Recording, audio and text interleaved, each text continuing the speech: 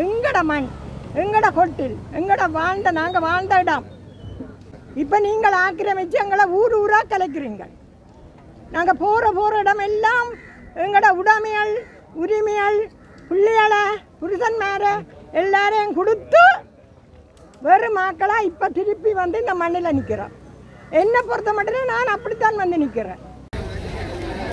யாழ்ப்பாணம் வலி வடக்கில் அமைந்துள்ள உயர் பாதுகாப்பு வலயத்துக்குட்பட்ட 2400 ஏக்கர் காணிகளை விடுவிக்க கோரிய போராட்டம் இன்று 2வது நாளாகவும் உணர்வுபூர்வமாக தொடர்கிறது. நேற்று ஆரம்பித்த இந்த போராட்டத்தில் பெருமளவான பொதுமக்கள் இணைந்திருந்தார்கள். மயிலிட்டி சந்தியில் நேற்று ஆரம்பிக்கப்பட்ட இந்த போராட்டத்தில் இன்றும் 500க்கும் மேற்பட்ட பொதுமக்கள் பங்கேற்று தங்கு தடையின்றி அமைதி வழியில் உணவு சமைத்து அங்கேயே தங்கியிருந்து இந்த போராட்டத்தை தொடர்ந்து கொண்டிருக்கிறார்கள். ஞாயிற்றுக்கிழமை விடுமுறை நாள் என்பதால் பாடசாலை சிறுவர்கள் கூட தமது பெற்றோரோடு பதாகைகளை தாங்கியவாறு 3ஆம் தலைமுறையாக தங்கள் நிலங்களுக்கான உரிமையை கோரி இந்த போராட்டத்தில் இணைந்துள்ளார்கள். மயிலிட்டி, பலாலி, அந்தோணிபுரம், காங்கேசன்துறை உள்ளிட்ட பகுதிகளைச் சேர்ந்த முதியவர்கள், இளைஞர்கள், பெண்கள் என பல தரப்பினரும் இந்த தொடர் போராட்டத்தில் ஈடுபட்டுள்ளார்கள். 1990ஆம் ஆண்டு யுத்தத்தால் இடம்பெயர்ந்த மக்கள் போர் முடிவடைந்த பின்னரும் தங்கள் காணிகளை முழுமையாக பெறவில்லை. ஆட்சிக்கு வந்த ஒவ்வொரு அரசாங்கமும் காணிகளை விடுவிப்பதாக கூறி சிறிய சிறிய பகுதிகளை மட்டுமே இதுவரை விடுவித்துள்ளன. இதனால் வாடகை வீடுகளிலும் உறவினர் வீடுகளிலும் முகாம்களிலும் காணி உரிமையாளர்கள் அகதிகளாகவே வாழ்ந்து வருகின்றார்கள். இதை முன்னிட்டுத்தான் இந்த புதிய அரசாங்கம் கொடுத்த வாக்குறுதிக்கு அமைய காணிகள் விடுவிக்கப்பட வேண்டும் என்று வலியுறுத்தி நேற்று முதல் இந்த போராட்டத்தை தொடர் போராட்டமாக தாங்கள் நடத்தப்போவதாக மக்கள் ஆரம்பித்துள்ளார்கள். இது மயிலிட்டி ஒரு சிறப்பான இடம். இலங்கையிலே மயிலிட்டியிலிருந்து 15 லோரியில் மீன் கருவாடு கொழும்புக்கு போகிறது. இலங்கையிலே மீன்பிடியில் முதலாவது இடம் மயிலிட்டி.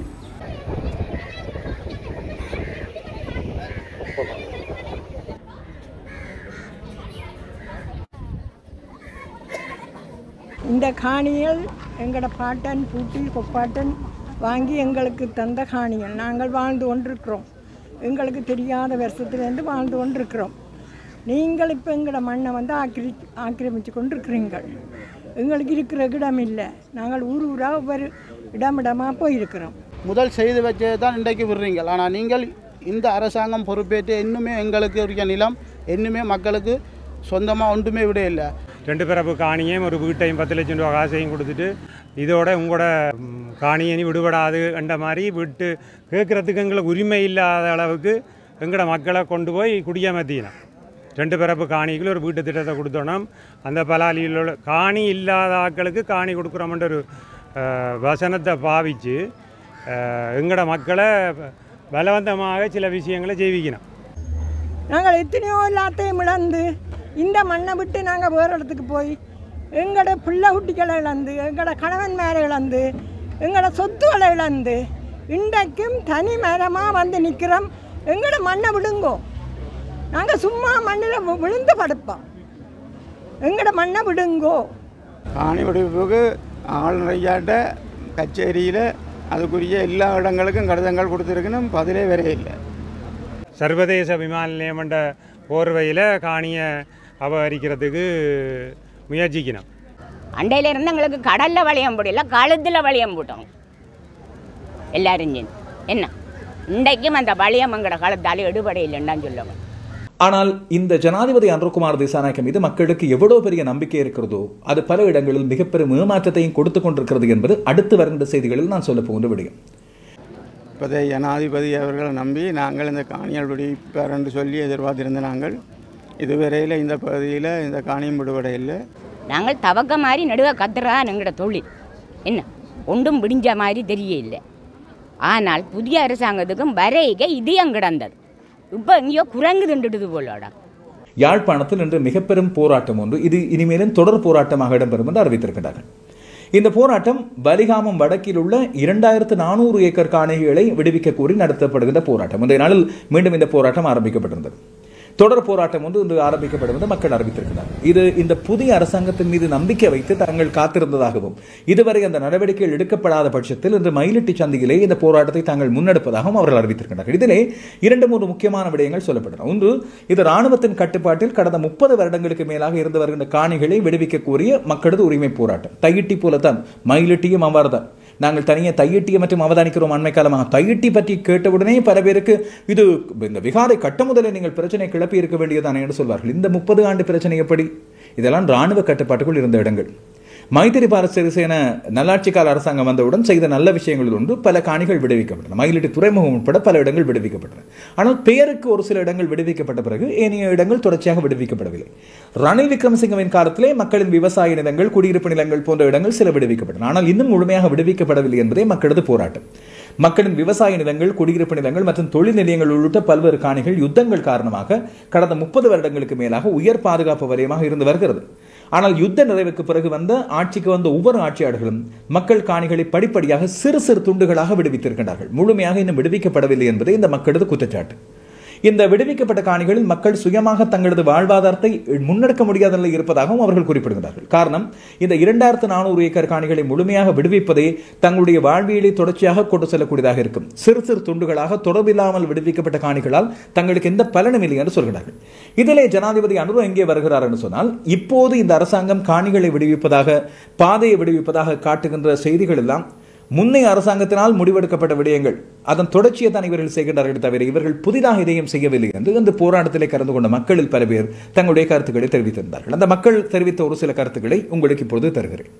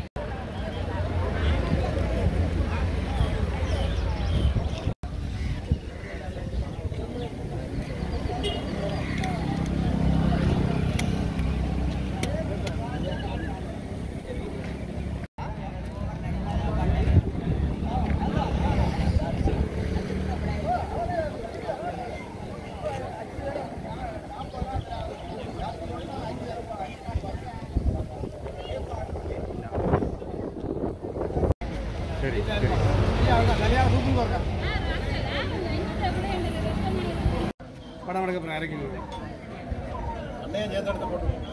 இவர் தான் பிரியாணி இவரையும் எடுத்து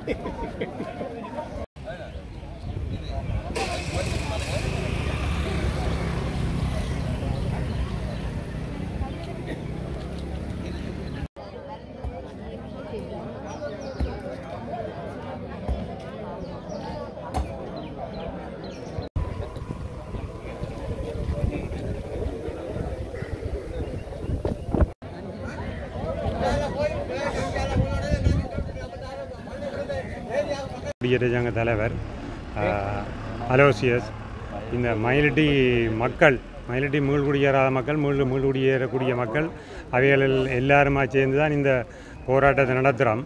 எங்களோட மக்கள் 1990ஆம் ஆண்டு இடம்பெயர்விற்கு பின்னர்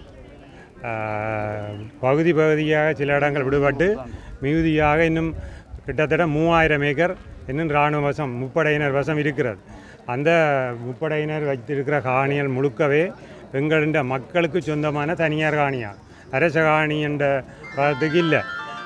அதே போல் எங்களோட மக்கள் இந்த இடம்பெயர்வுக்கு பின்னர் சொல்லுனா துன்பத்தை அனுபவித்து கொண்டிருக்கிறார்கள்.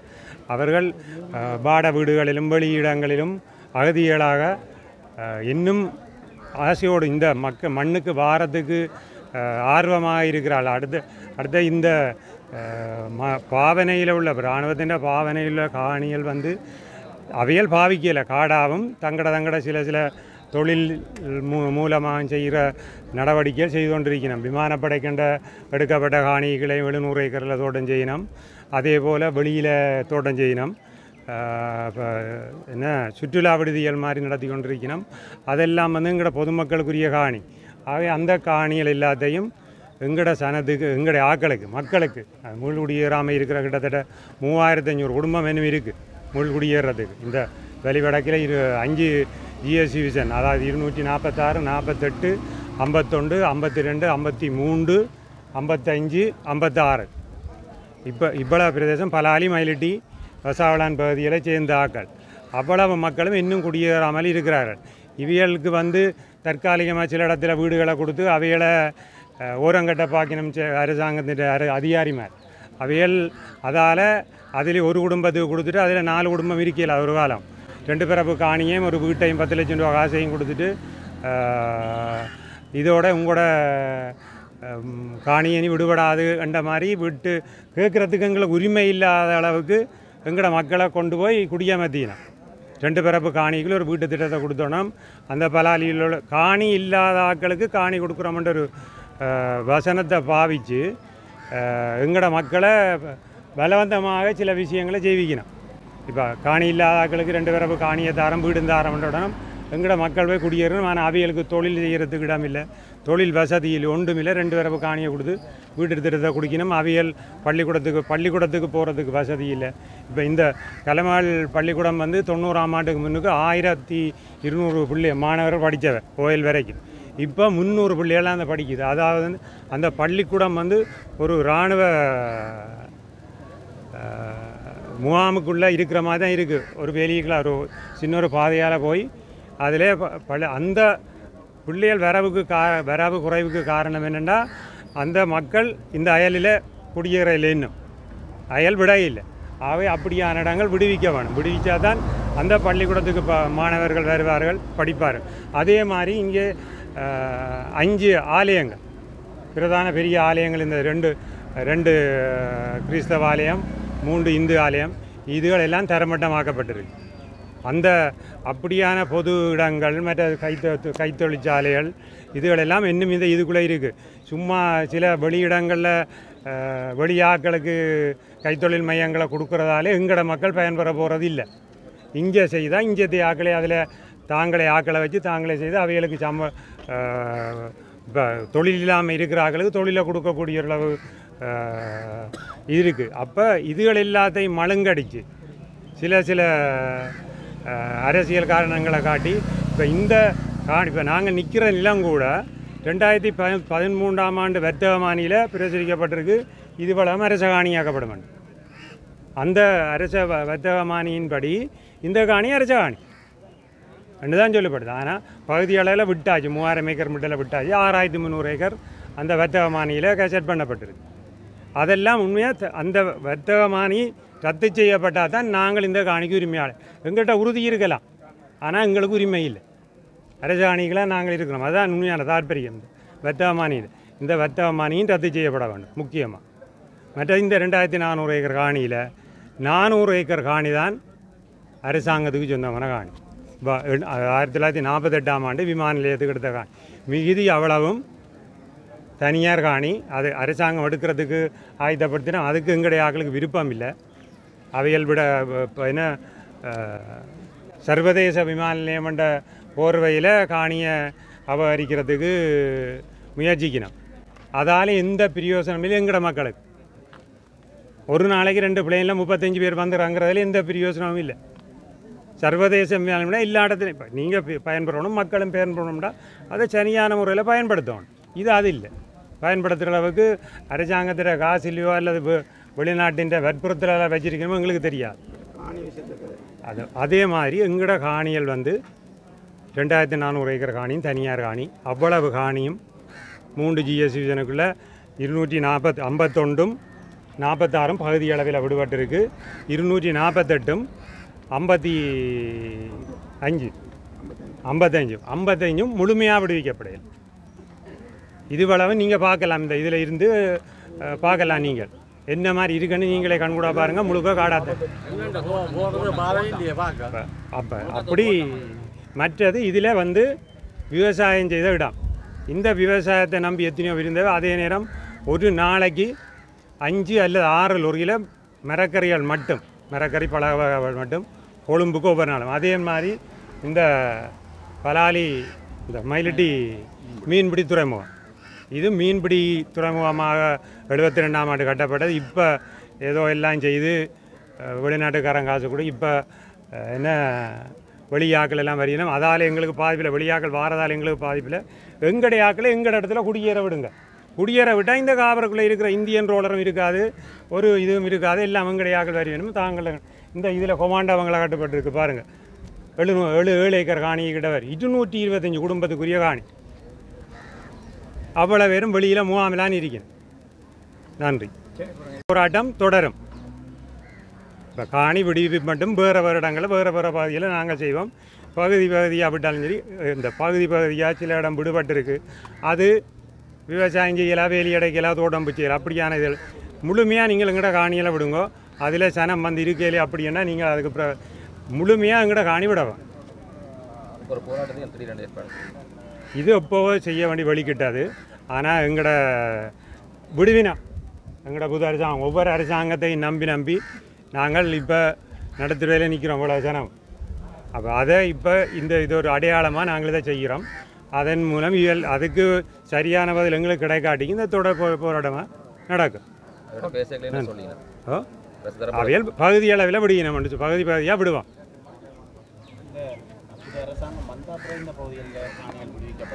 அது இந்த ஏற்கனவே விடுவிக்கப்பட்ட பகுதிகளுக்குள்ள சில இடங்கள் அது இராணுவம் தங்கட கைகளை வச்சிருந்தது. காங்கிரஸ் துறையில் 13 ஏக்கர் அப்படி அந்த ஏற்கனவே அது விடுபட்ட காணி. மற்ற இதில் ஒரு விஷயத்தை நான் சொல்லணும். இந்த மயிலட்டியில் 20 ஏக்கர் காணி விடுறதுக்கு 2019ஆம் ஆண்டு அனுமதி பாதுகாப்பு அமைச்சால அனுமதி வழங்கப்படும். அந்த காணி இன்னும் விடுபடையும். அதையும் செய்யலாம் தானே, இப்படி விடுறது அதையும் செய்தான். நான் மயிலட்டி கடத்தொழிலாளர் கூட்டுறவு சங்க தலைவர் குணரத்தினம் குணராஜன். இன்றைக்கு ஸ்ரீலங்காவை ஆண்டு கொண்டிருக்கக்கூடிய கௌரவ ஜனாதிபதி அனுரா குமார திசாநாயகா சாருக்கு என்னுடைய ஒரு பணிவான வேண்டுகோள். கூடிய 159 ஆசனங்களோட இன்றைக்கு ஸ்ரீலங்கா கவர்மெண்ட்டை கைப்பற்றியிருக்கிறார். அவர் வந்தவுடனே சொன்னவர், தமிழ் மக்களுடைய எந்த நிலமும் தான் வச்சிருக்க மாட்டேன், படிப்படியாக விடுவேன் என்று சொல்லி எங்களோட வடபகுதியில் இருந்து 3 MP போயிருக்கிறோம்.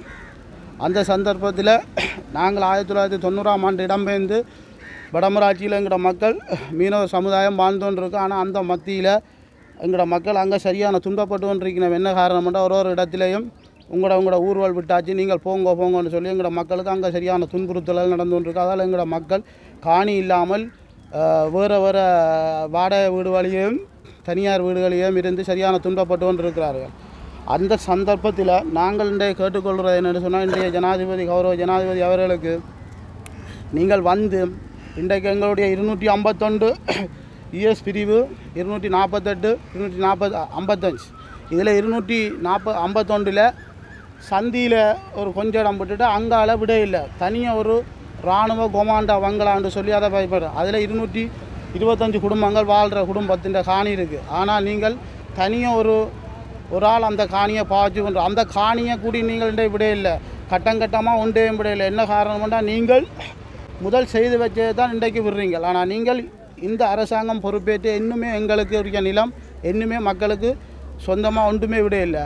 ஆனால் அதே சமயத்தில் கட்நாயக்கா ஏர்போர்ட் எடுத்துக்கொண்டால் அங்கே ஏர்போர்ட்டை சுற்றி குடியுரிமை எல்லாம் இருக்குது, வீடுகள் எல்லாம் கணக்காக இருக்குது. ஆனால் நீங்கள் இங்கே ஏர்போர்ட்டை விசாரிக்கிறோம்னு சொல்லி காணியை விசாரித்து கொண்டிருக்கிறீர்கள். ஆனால் ஏர்போர்ட்டுக்குள்ளே மக்கள் வாழலாம். ஏனென்று கேட்டால் கொழும்பில் ஒரு சட்டம், தமிழ் மக்களுக்கு ஒரு சட்டம் வண்டி இல்லை தானே, சட்டமன்றது பொது தானே. அப்போ எங்களோட மக்களை நீங்கள் உடனடியாக குடியேற்றணும். என்ன காரணம் என்று கேட்டால், நீங்கள் பகுதியாக என்றாலும் நீங்கள் ஏற்றணும். ஆனால் நீங்கள் சொன்னதுக்கு ஏற்ற மாதிரி இந்த வரையில் நடக்க இல்லை.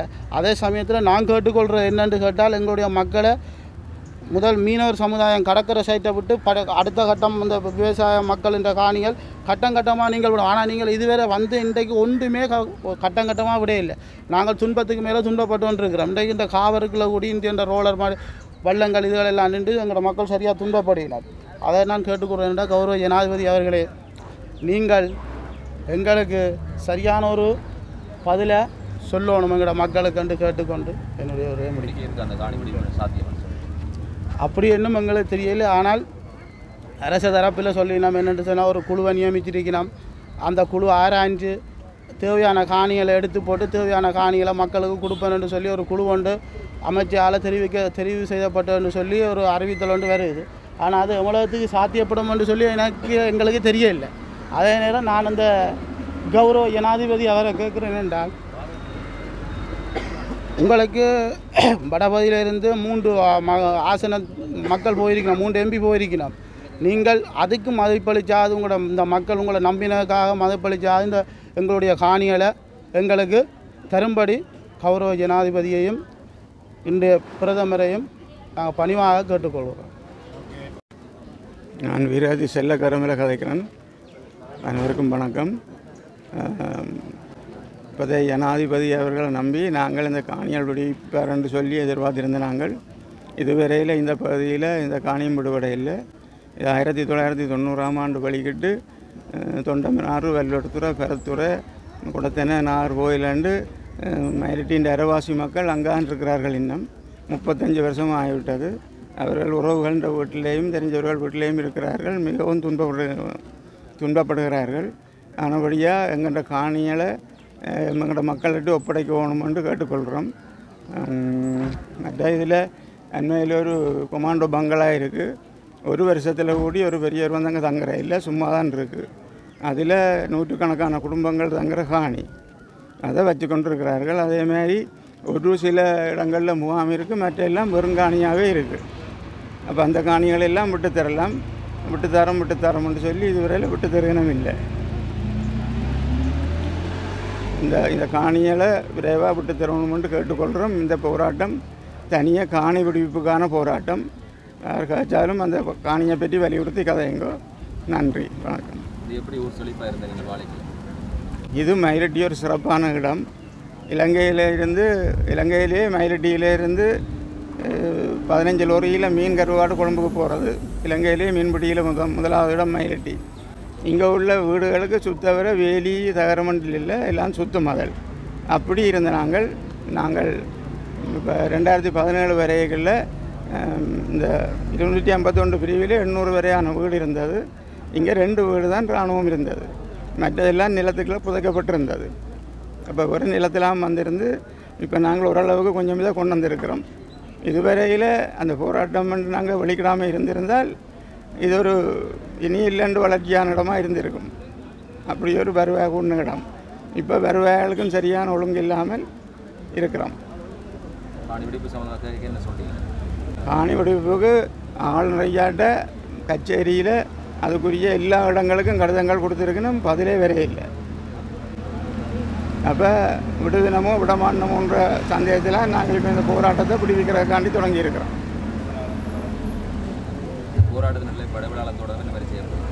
இந்த போராட்டம் எங்கள்கிட்ட சரியான ஒரு அதிகார தரப்பட்ட இருந்து எங்களுக்கு உறுதிமொழி தரும் வரையும் தொடரும். பாவிக்கக்கூடிய நிலையில் எத்தனை மக்கள் அதை பாவித்து கொண்டிருக்கலாம்? இங்கே அதில் எங்களுடைய மக்களும் ஒரு 100 குடும்பம் வரையில் பாதித்து கொண்டிருக்கணும். மற்ற தென்னிலங்கை மீனவர்களும் செய்கிறார்கள். அதை விட இந்தியன் ரோடர்களை கொண்டு வந்து அதுக்குள்ளே கட்டி அந்த காவர்களால் வெளியில் போக முடியாத அளவுக்கு துறைமுகம் ரம்பி போயிருக்கு. அதுகளை ஆளுநரோட எல்லாம் காய்ச்சிருக்கிறோம், விரைவாக கட்டித்தாரோம்னு சொல்லியிருக்கிறோம். இதுவரையெல்லாம் நடக்க இல்லை. மயிலட்டியை சேர்ந்த ரத்னசிங்கம் தங்கமணி கதைக்கிறேன். இந்த காணிகள் எங்களோட பாட்டன் பூட்டி கொப்பாட்டன் வாங்கி எங்களுக்கு தந்த காணிகள். நாங்கள் வாழ்ந்து கொண்டிருக்கிறோம். எங்களுக்கு தெரியாத வருஷத்துலேருந்து வாழ்ந்து கொண்டிருக்கிறோம். நீங்கள் இப்போ எங்களோட மண்ணை வந்து ஆக்கிரமித்து கொண்டிருக்கிறீங்கள். எங்களுக்கு இருக்கிற இடம் இல்லை. நாங்கள் ஊராக ஒவ்வொரு இடமாக போயிருக்கிறோம். இது எங்களுடைய காணி எங்களுக்கு வேணும். நீங்கள் ஏன் எங்களோட சொந்த மண்ணை நீங்களே ஆக்கிரமிக்கிறீர்கள்? உங்களுக்கு எத்தனையோ இடம் இருக்குது. உங்களோட இடத்தை நாங்கள் வந்திருக்கிறோமோ? உங்களோட இடத்தை நாங்கள் எங்களுக்கு சொந்த மண்ணை கேட்டு வந்திருக்கிறோமோ? எங்களோட மண்ணில் தான் நாங்கள் இருக்கிறோம். நாங்கள் எத்தனையோ எல்லாத்தையும் இழந்து இந்த மண்ணை விட்டு நாங்கள் வேறு இடத்துக்கு போய் எங்களோட பிள்ளை குட்டிகளை இழந்து, எங்களோட கணவன் மேலே இழந்து, எங்களோட சொத்துக்களை இழந்து இன்றைக்கும் தனி மரமாக வந்து நிற்கிறோம். எங்களோட மண்ணை விடுங்கோ. நாங்கள் சும்மா மண்ணில் விழுந்து படுப்போம். எங்களோட மண்ணை விடுங்கோ. நீங்கள் எங்களோட மண்ணை விட்டு நீங்கள் போங்கோ. தூர போங்க, எங்களை விட்டு விலத்தி போங்க. எங்களை பாதுகாக்க எங்களுக்கு தெரியும். எங்களோட மண்ணில் இருந்து நாங்கள் ஒற்றுமையாக வாழ்ந்து எங்களை பாதுகாத்து கொள்ளுவோம். அதான் நாங்கள் கேட்குற இது. எப்படி வாழ்ந்து நீங்கள் நாங்கள் முந்தைய எங்களோட மண்ணில் எங்களோட கடத்தொழில், விவசாயம், வியாபாரம் எல்லாம் செய்து எங்களோட மக்கள் கஷ்டப்பட்ட மக்கள் அண்டு இல்லை. எல்லாருமே ஓரளவு சமமாகத்தான் வாழ்ந்த மக்கள். பெரிய கல்வீடு இல்லாட்டிலும் கொட்டில் வீடு இருந்தாலும் எங்களோட மண், எங்களோட கொட்டில், எங்களோட நாங்கள் வாழ்ந்த இடம். இப்போ நீங்கள் ஆக்கிரமித்து எங்களை ஊர் ஊராக கலைக்கிறீங்க. நாங்கள் போகிற இடம் எல்லாம் எங்களோட உரிமைகள் பிள்ளைகளை புருஷன்மார எல்லாரையும் கொடுத்து வெறும் மக்களாக இப்போ திருப்பி வந்து இந்த மண்ணில் நிற்கிறோம். என்னை பொறுத்த மட்டும் நான் அப்படித்தான் வந்து நிற்கிறேன். நான் பிள்ளைகளை கொடுத்து, மருமகனை கொடுத்து, புருஷனை கொடுத்து நான் இன்றைக்கு வெறும் ஆளாக நிற்கிறேன். உடுப்பு கூட இல்லை. முள்ளி வாய்க்கால இருந்து வரைக்கல உடம்பில் கிடந்த உடுப்பு மட்டும்தான் இருந்தது. அப்படி வந்த நாங்கள் எங்களோட மண்ணில் கஷ்டப்பட்டு செய்கிறோம். எங்களோட மண்ணை விடுங்கோ. எனக்கு 30 வர காணி ஏர்போர்ட் வாசலில் இருக்குது. அந்த காணி இன்றைக்கு விட்டா நான் என்னுடைய பிள்ளைகள் வெளிநாட்டில் நினைக்கிற பிள்ளைகளை கூப்பிட்டு எனக்கு வெளிநாட்டில் பிச்சை எடுக்க வேண்டாம், நீங்கள் வந்து விவசாயம் செய்யுங்கொண்டு விடுவேன். அப்படித்தான் நான் இருக்கிறேன். எனக்கு ஏர்போர்ட் வாசலில் 30 வர காணி இருக்குது.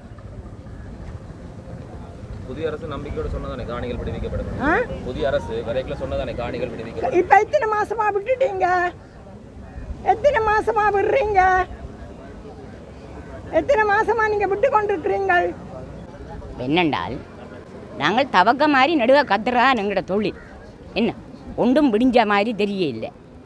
ஆனால் புதிய அரசாங்கத்துக்கும் வரைக இதயம் கிடந்தது. இப்போ எங்கேயோ குரங்கு திண்டுடுது போலோட இதயத்தை. அப்படி இதுன்னு சொல்கிறேன். ஏனென்றால் மைத்திரி அரசாங்கத்தில் நாங்கள் போய் பாராளுமன்றத்தில், அதாவது பண்டாரநாயக சபத்தில் போய் நாங்கள் 17 மீடியாவுக்கு பேடி கொடுத்தன. அழுது கேட்டன் இந்த காபரை விடுங்கோண்டு. சரி, காபரை விட்டவருக்கு அங்காலோட கிரகாணியை விட மனசு. அப்போ எங்கே இந்த இதயம்? இலங்கை ஆள்ற ஒவ்வொருத்தருக்கும் இதயம் இல்லையண்டான்னு நான் சொல்லிட்டேன். நாங்கள் இன்றைக்கு 30 வயது ஓடி இன்றைக்கு 66 வயது என்ன இந்த நிலையில் வந்திருக்கிறோம். நாங்கள் சாகிற நேரம் என்றாலும் எங்கட காணியில் போய் குடியிருந்து ரோசக்காரராக வாழலாம்டா இவ விடுற மாதிரியா எனக்கு தெரியல. ஆனால் இப்போ நான் அடித்து சொல்கிறேன், இவ கடவுளால் எங்களுக்கு காணி விடத்தான் வேணும், விடுவேனாம் இன்றைக்கு சொல்கிறேன். என்னடா இந்த முறை இது கடைசிப்படி என்னுடைய வாழ்நாளில் காணி விடுவினான். நான் நேற்று ஒரு கோயிலில் போய் ஒரு விண்ணப்பம் எழுதினான். எழுதி போட்டுட்டு அந்த சர்ச்சில் 5 மணித்தியால் ஜெபம் முடிய இல்லை, ஃபோன் வருது, நாளைக்கு 8 மணிக்கு மயிலட்டிக்கு வரட்டாமன்ட்டு. அப்போ நான் சொன்னேன், எனக்கு இது ஒரு நம்பிக்கையாக தெரியுது. அதாவது சூரியன் உதிக்கிறது எல்லாருக்கும் நம்பிக்கை கிடக்குந்தால் எனக்கு 35 வருஷத்துக்கு பிறகு இது ஒரு நம்பிக்கையாக இருக்குது. இந்த புது அரசாங்கத்துக்கு இதயம் சரியாக வரமாட்டு அவர் விடுவாரண்டு நான் நம்புகிறேன். அதையும் நான் எதிர்பார்த்தும் இருக்கிறேன். யாரால? மனிதராலே அல்ல, கடவுளா. ஆப்பாடா, நான் 20 வீட்டில் குடியிருந்தேன். இந்த வெளப்பாடு, வேலையமடம், மூண்டாம்பட்டி எல்லாம் குடியிருந்தேன் நான். அதுக்கடையில் ஒருக்கா இந்தியாவுக்கும் போய் ஒரு 3 வருஷம் இருந்தேன் நான். 84 போய், அதாவது லிபரேஷன் அந்த முதல் சித்தனம் திருநெல்வேலியில் அப்போ ஓடுனாங்கள். ஓடி போய் ஒரு 3 வருஷம் அங்கே இருந்துட்டு வந்தேன் நான். அப்போ அதுக்கும் ஒரு இடம்பெயர்வு தான் எங்களுக்கு தாக்கம்தான். ஃபுல்லாக எங்கள்கிட்ட வாழ்க்கை வந்து தம்பி வாழ்க்கையை இடம்பெயர்வு தான். வாழ்க்கை எங்கே திருமணம் முடிக்கிறச்சு சந்தோஷமாக வாழ்கிறானே வாழ்க்கை. கடன் அடுத்த நாள் என்னென்று கேட்க கடல் வளையம் போட்டுவிட்டாங்க 2 பேர் வந்து சொன்னேன். அது என்ன நான் கடல் வளையம்ண்டு கேட்க கடலுக்கு ஒரு வளையம் போட்டு கொடுக்காம அங்கால போக வேண்டாமாம். அண்டையில் இருந்து எங்களுக்கு கடலில் வளையம் போடல, கழுத்தில் வளையம் போட்டோம் எல்லாரும். என்ன இன்றைக்கும் அந்த வளையம் எங்கட காலத்தால் எடுபடை இல்லைன்னு சொல்லுவோம் எல்லாரும். அதானே சொல்கிறோம், நாங்கள் தவளை மாதிரி கத்தி பிரியோசனம் இல்லை. எங்களுக்கு கடவுளுடைய கிருபை பண்ணணும்டா. நான் இப்போ கடைசியாக ஒருக்கா நான் கேட்டு நான் அரசியலுக்கு போட்டோம், ஆன்மீகத்துக்கு போட்டோம். அப்போ எந்த மனுஷன் சொன்னார், நீ ஆன்மீகத்துக்கு போனேடா என்ன கையை விட்டுடுவேன், நீ அரசியலுக்கு போ. அப்போ எலெக்ஷனில் நின்றேண்ணா சரியோ. சகல சனத்துக்கும் எல்லா உதவியும் செய்தேன். ஆனாலும் அட்ரஸர்களை இந்த காணியை விடுறது சரியான அவசரமாயிருக்கு. நெப்சோ நிறுவனத்தில் இன்றைக்கும் இருக்கிற நெப்சோ நிறுவனம் தான் எங்களை கூட்டிக் கொண்டு போய் காவர் விட பண்ணினேன். நாங்களாக போய் விட இல்லை. நெப்சோ நிறுவனம் தேசிய மீனவர் ஒத்துழைப்பு இயக்கம் சரியோ அவ தான் இந்த காவரை விட பண்ணினவை எங்களை பாவிச்சு. நாங்கள் தான் இடமேந்த மக்கள் சார்பாக கதைக்க வேண்டிய ஆக்கள் எல்லாத்தையும் கட்டித்தனமாக செய்தோம். இன்னும் மிச்ச காணியை செய்ய காலமே இல்லாத கையும் இல்லாத தம்பி. குரலுக்கு செவிசாய்க்காவிட்டால் நீங்கள் யாரும் மனிதர்களே கிடையாது. இது தனியாக ஆட்சியாளர்களுக்கு மட்டுமல்ல, இந்த மக்களின் பிரதிநிதிகளாக தங்களை காண்பிப்போருக்கும் சேர்த்தேதான் இந்த விடயம். அவர்களும் சேர்ந்த இந்த விடயங்களில் குரல் கொடுக்க வேண்டியவர்களாக இருக்கின்றார்கள். 1 2 30 வருடங்களாக உங்களது சொந்த காணி கண்ணுக்கு முன்னால் இருக்கிறது. அதில் வேறு யாரோ வந்து அந்த இடங்களை ஆக்கிரமித்திருக்கிறார். அதுவும் யுத்தம் முடிந்த பிறகு இந்த 30 ஆண்டுகளாக அவர்கள் தங்களது சொந்த இடங்களில் இல்லாமல் இருப்போர் இப்பொழுது யுத்தம் முடிந்து 15 ஆண்டுகளாகவும் அவர்கள் அந்த காணிகளுக்கு உள்ளே செல்ல முடியாத நிலையிலே இருக்கின்றார்கள். அதை வேறு யாரோ ஆக்கிரமித்திருக்கிறார்கள். அவர்கள் அகதி முகாம்களிலே வேறு வேறு கிராமங்களிலே தங்களது சொந்த இடம் இல்லாத இடங்களிலே சொல்லனா துயரங்களை அனுபவித்துக் கொண்டிருக்கிறார்கள். தங்களது உயிர்களை, தங்களது சொந்த உறவுகளின் உயிர்களை இழந்து, உடைமைகளை இழந்து, இப்படிப்பட்ட நாடோடி வாழ்க்கை வாழ்கின்ற இந்த உள்நாட்டிலே அகதிகளாக வாழ்கின்ற இந்த மக்களுக்கான உங்கள் பதில் என்ன, உங்கள் தீர்வு என்ன? இந்த ஜனாதிபதி சொன்ன விடயத்தை ஒருவர் அழுத்தமாக சொன்னார். தமிழ் மக்களின் நிலங்கள் எதையும் நாங்கள் வைத்துக் கொள்ள மாட்டோம், அத்தனையும் கொடுத்து விடுவோம் என்று. இதுவரைக்கும் 1 ஏக்கர் கூட அவ்வாறு இந்த புதிய அரசாங்கத்தினால் விடுவிக்கப்படவில்லை என்று குற்றம் சுமத்துகின்றார்கள் இந்த மக்கள். அந்த மக்கள் சார்பாக தேசிய மக்கள் சக்தியின் நாடாளுமன்ற உறுப்பினர்களாக தெரிவு செய்யப்பட்ட வடக்கிலே உள்ள, முக்கியமாக வடக்கிலே உள்ள நாடாளுமன்ற உறுப்பினர்களும் இதற்கு பதில் சொல்ல வேண்டியவர்கள் ஆகின்றார்கள் என்ற விடயத்தை சுட்டிக்காட்டுகிறேன். அதுபோல வடக்கில் உள்ள ஏனைய கட்சிகளின் தமிழ் பிரதிநிதிகளும் இந்த விடயங்களை நாடாளுமன்றத்திலே அழுத்தம் திருத்தமாக கொண்டு வர வேண்டும். இல்லாவிட்டால் இந்த மக்களின் போராட்டம் ஓயாது. இன்னும் ஒன்று, செம்மணி புதைகுழி தொடர்பாகவும் தொடர்ச்சியாக அணையாத மெழுகுதிரி ஏந்தி போராட்டம், இல்லாவிட்டால் அணையாத சுடரேந்தி போராட்டம் ஒன்றை ஆரம்பிக்க போகிறார்கள் அந்த மக்கள் என்ற தகவல் கிடைத்திருக்கிறது. இதற்கான காரணம் என்னவென்று சொன்னால், ஐக்கிய நாடுகளின் உயர்ஸ்தானிகள் இலங்கைக்கு வரப்போறார். ஐக்கிய நாடுகளின் மனித உரிமை உயர்ஸ்தானிகள் அண்மை காலமாக இப்பொழுது பலஸ்தீன செய்திகளிலும் அதிகமாக பேசப்படுகின்ற ஒருவர் வால்கர் டக்கின் இந்த வருகை சில இடங்களில் ரகசியமாக பேணப்பட்டிருந்ததாக தெரிகிறது. அவரை சந்திக்க இந்த செம்மணி புதைகுழி தொடர்பாக தொடர்ச்சியாக போராடி வருகின்ற மக்கள் முயற்சிகளை மேற்கொண்டு வருகின்றார்கள். அவரது 3 நாள் விஜயத்தின் போது அவர் திருகோணமலைக்கு செல்கிறார். யாழ்ப்பாணத்துக்கும் செல்வார் என்று சொல்லி செய்தி இங்கே வெளியாகி இருக்கின்றது. வருகின்ற 23ஆம் தேதி, அதாவது வருகின்ற 23ஆம் தேதி வருகின்றவர் 26ஆம் தேதி வரை நாட்டிலே தங்கியிருப்பார் என்று சொல்லப்படுகிறது. அப்படி இருக்கின்ற வேளையில் 2016ஆம் ஆண்டுக்கு பிறகு 9 ஆண்டுகளுக்கு பிறகு ஐக்கிய நாடுகளின் மனித உரிமைகள் பேரவையின் உயர்ஸ்தானிகர் இலங்கைக்கு வரப்போகிறார் என்பதை நாங்கள் பார்க்கிறோம். நவநீதம் பிள்ளை இறுதியாக இவ்வாறு வந்திருந்தார். எனவே இந்த விஜயத்தின் போது அவர் ஜனாதிபதி, பிரதமர் ஆகியோரை சந்திக்க இருக்கிறார். வெளிவிவகார அமைச்சர் இது பற்றிய தகவலை கொண்டு வந்திருக்கிறது. அத்தோடு வெளிவிவகார அமைச்சர், சுற்றுலா அமைச்சர் மற்றும் ஏனைய சில நாடாளுமன்ற உறுப்பினர்களையும் அவர் சந்திப்பார். இந்த விஜயத்தின் ஒரு பகுதியாக அவர் இந்த ஐக்கிய நாடுகள் மனித உரிமைகள் பேரவையின் உயர்ஸ்தானிகராக புனித தலதா மாளிகை, யாழ்ப்பாணம் மற்றும் திருகோணமலைக்கு பிரவேசிக்க இருக்கின்றார், பயணிக்க இருக்கின்றார். இது வெளிவிவகார அமைச்சர் உறுதிப்படுத்துகின்ற விடயம். இந்த விஜயத்தின் போது இந்த மக்கள் தாங்கள் சந்தித்து தங்களது விடயங்களை சொல்ல வேண்டும் என்று எதிர்பார்க்கிறார்கள். தங்களது கோரிக்கைகளை முன்வைக்க பார்க்கிறார்கள். இதை தடுக்கின்ற பல்வேறு நடவடிக்கைகளும் மேற்கொள்ளப்பட்டு வருவதாக செய்திகள் வெளியானதை அடுத்து அந்த மக்கள் இப்பொழுது உஷாராகி இருக்கிறார்கள்.